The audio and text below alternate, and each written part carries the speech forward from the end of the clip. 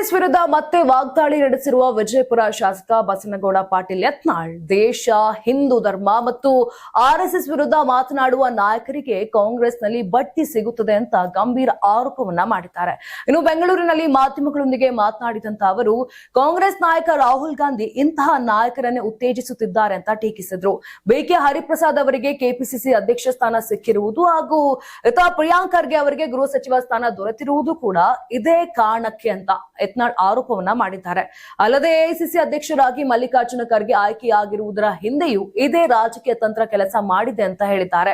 ದೇಶದ ವಿರುದ್ಧ ಮಾತನಾಡುವುದು ಹಾಗೂ ಹಿಂದೂ ಧರ್ಮದ ಬಗ್ಗೆ ಹಗುರವಾಗಿ ಮಾತನಾಡುವುದು ಕಾಂಗ್ರೆಸ್ನ ರಾಜಕೀಯ ಸಂಸ್ಕೃತಿಯಾಗಿದೆ ಅಂತ ಆರೋಪಿಸಿದ ಯತ್ನಾಳ್ ಇಂತಹ ನಾಯಕತ್ವವನ್ನೇ ಕಾಂಗ್ರೆಸ್ ಪ್ರೋತ್ಸಾಹ ಮಾಡ್ತಿದೆ ಅಂತ ವಾಗ್ದಾಳಿ ನಡೆಸಿದ್ರು.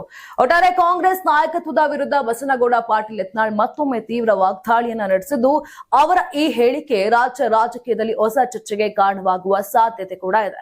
ಕಾಂಗ್ರೆಸ್ ನಾಯಕರು ಈ ಆರೋಪಗಳಿಗೆ ಯಾವ ರೀತಿಯ ಪ್ರತಿಕ್ರಿಯೆ ನೀಡಲಿದ್ದಾರೆ ಎಂಬುದು ಇದೀಗ ಕುತೂಹಲವನ್ನ ಮೂಡಿಸಿದೆ.